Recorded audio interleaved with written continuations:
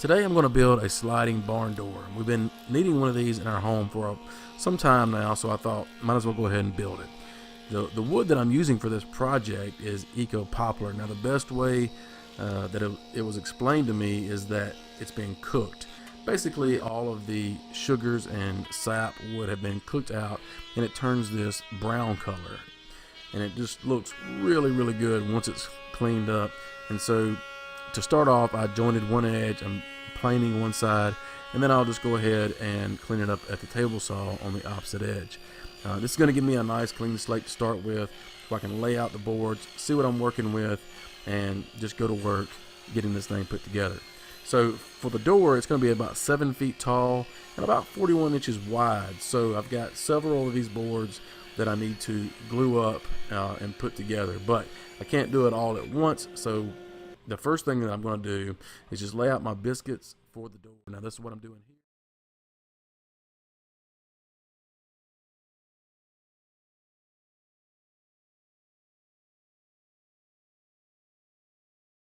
here. And some of these boards, after I cleaned them up and they sat in the shop for a little while, they developed a slight twist, and a couple of them had a bow in them. So I wanted to make sure I had enough biscuits in there, so I laid the biscuits out every 6 inches, and I'm going to go ahead and number these boards so I don't get them mixed up later. Now to start out, the first cut that I made was only about 3 or 4 inches from the end, and then it was every 6 inches. And the reason I wanted to go every 6 inches was just to make sure that all these boards lined up in the end, because as I just mentioned, a couple of them had a bow in them, and then also there was one or two that had a slight twist in it, so I wanted to make sure everything was lined up. And so I thought every 6 inches with the biscuits would solve that problem, and it did in the end. I was very happy with the way that turned out. So I had to be careful not to get in a big hurry when I was cutting the biscuit slots. So I had to make sure my biscuit joiner was nice and seated before I made my plunge cut, because if you get your slots a little bit crooked or they're not center, then it's going to make it hard to get everything lined up when you get ready to do your glue ups. So the next thing that I did was just chamfer the edges of the board. I was trying to go for a tongue and groove feel once all the boards came together, which it did. I was happy with the way it came out. I would have done it a little bit different if I had to do it over again, but I'm going to glue up these 2 boards, let that dry, and then glue up 2 more and then 2 more. So this would be a lot easier than trying to glue up all 7 boards at one time. So here's the big glue up here. It was a little bit hairy there for a little bit, trying to get everything lined up and getting the clamps in place and all that. And I had to crawl up on top of the table to make sure the door was sitting nice and nice and flush and secure against the clamps, because I didn't want to have a bow in my door when it was all said and done. So the pipe clamps worked out really good in this situation. Now this video is supported by Rockler, so I want to say thank you to Rockler for their support. But these blue clamps that you see on the bottom of the door, they have those what they call Surefoot, and so they sit nicely on the table and they have a nice crank on them. They were really easy in a situation like this. I'm doing a door, I can see where those Rockler clamps would be handy and doing a table as well. So check out Rockler and the links down in the description to the products that I used. So now I can straighten up the ends, clean them up, get all the green paint off. I'm just using a door board here to get a nice clean straight cut. I wanted to make sure not to take off too much material, because I wanted to keep this door as close to 7 feet as possible. So I didn't have too much to play with here, but it turned out that I had just enough. So now I'm going to add a piece of wood at the bottom and one at the top, and also add in a diagonal piece across the entire door. That's just a personal preference and design element, if you will. It also gives it some overall strength to the door as well. So now I can just shoot some brad nails from the backside, which the backside won't be seen near as much as the front, where we're going to be putting the door.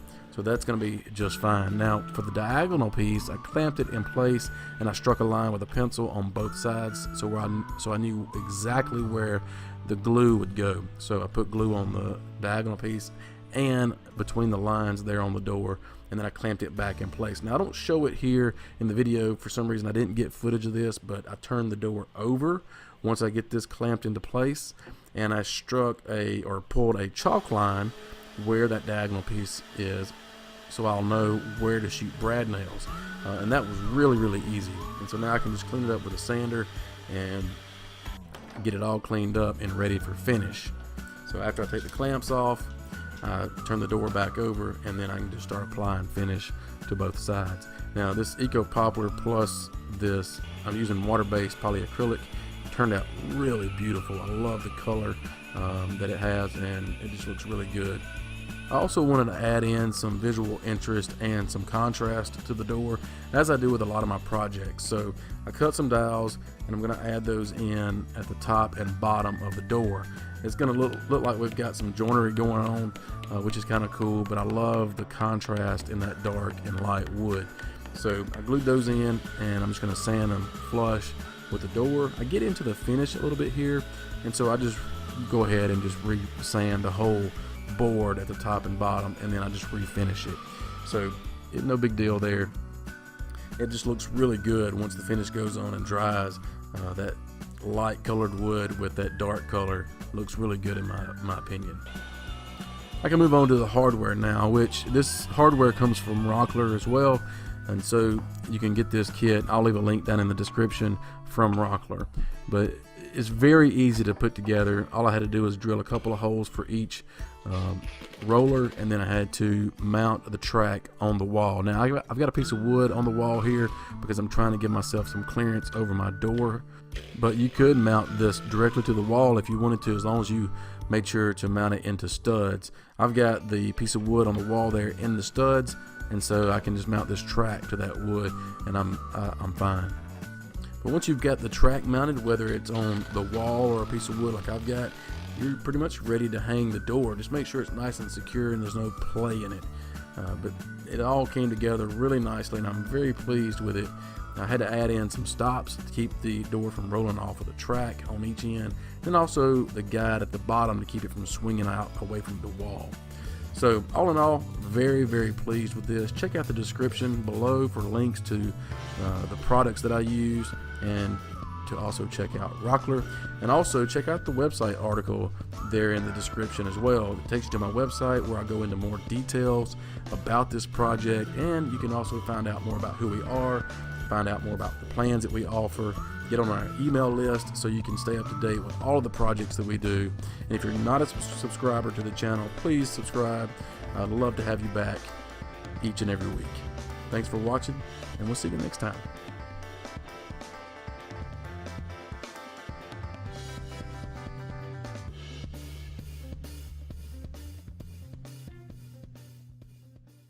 Thanks for watching. Don't forget to share this video and subscribe to channel. See you next time.